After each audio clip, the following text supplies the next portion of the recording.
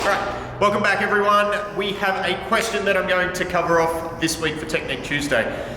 Someone sent through a question and they asked what's the difference between a back squat and a front squat. Now, let me just preface all of this by, I'm going to go through what the difference for a back squat and a front squat is from the way we coach it. I believe that when you are coaching a squat, you actually have to look at what the application is for the person that you are coaching it to. Not only that, the range of motion is going to be different for the individual person. So there are a lot of little things that go into coaching a squat. Don't let anybody tell you that a squat is just the same. Now, we can actually do a back squat different ways to recruit different muscle groups and to give us a different result.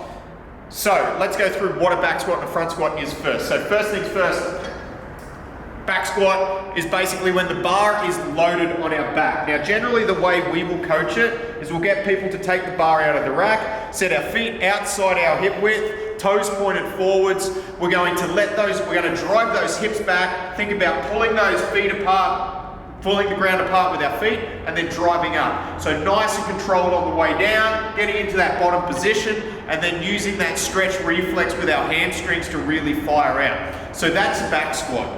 Then, when we do a front squat, the bar's going to be loaded on the front of our shoulders in a good front rack position.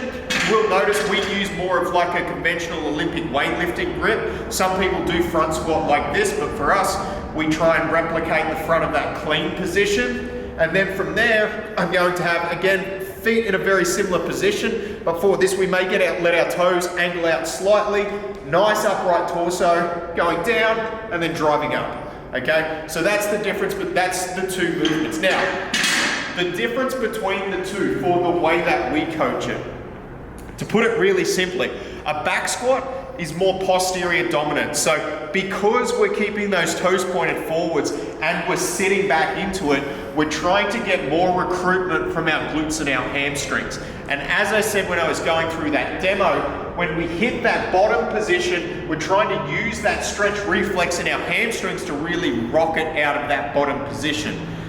Whereas with a front squat, the bar's anteriorly loaded, which means it's on the front of our shoulders, meaning I have a more upright torso. So from the point of view of my lower body, it's going to load those quads more as I go down and as I come up. Now that doesn't mean that my glutes and my hamstrings aren't working while I do the movement. It just means that I'm getting more loading on that front part of my body. Now, some other differences, some other benefits from one to the other.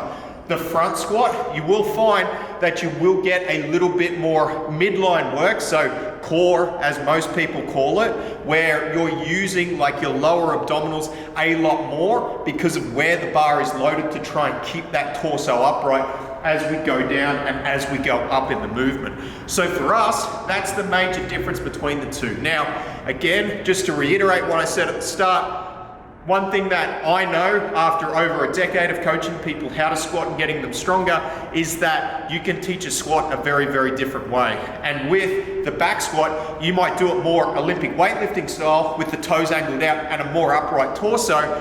And while you do that, you are going to maybe not get as much posterior recruitment, pretty similar to a front squat, but there are still differences between loading the bar on the back and loading the bar on the front. So just be aware that just because you do a back squat different to what we do, there may be slight differences in what you get from one to the other.